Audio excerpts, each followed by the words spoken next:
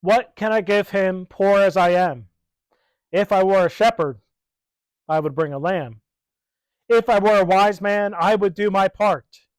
Yet what I can I give him, give my heart.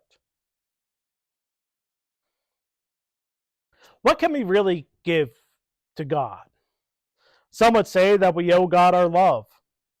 Others would say that we need to give God our lives. Others would say money or wealth. Others can say time. There are many debates about what we have that can or cannot be an appropriate gift for God. And this is a debate that has been going on for millennia. And I'm not being bombastic when I say millennia. We can go all the way back to Genesis chapter 4, verse 2 through 5, where Cain and Abel offered different gifts to God, one of which was favored over the other. We can fall into the trap of giving to God what we want to give, not necessarily what God wants us to give. And sometimes we can judge others for their gifts and look down on a gift that is different from one we would offer. In the first Christmas, we do see a variety of gifts, as the song well notes. Mary gave Jesus a kiss. She gave him love. The shepherds came to worship him, and we, like Rossetti, can assume that they gave a lamb.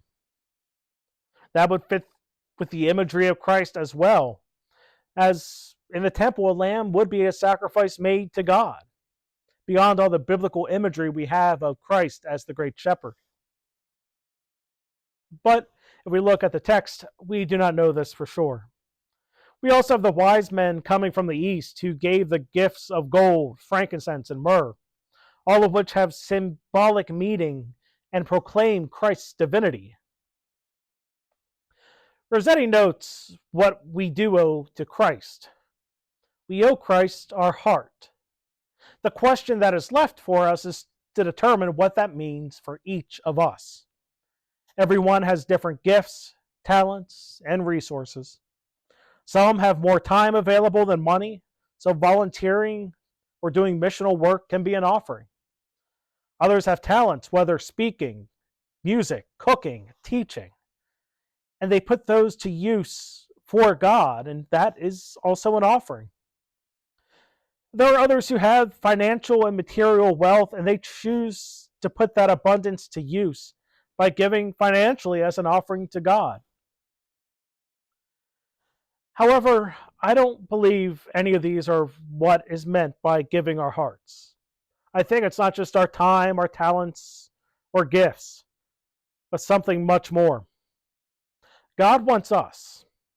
God wants our entire being. God wants our life to be a worship of God and an offering to God. God wants our faith and our entire being. In the end, what we should really offer is what God wants, and that is all of us.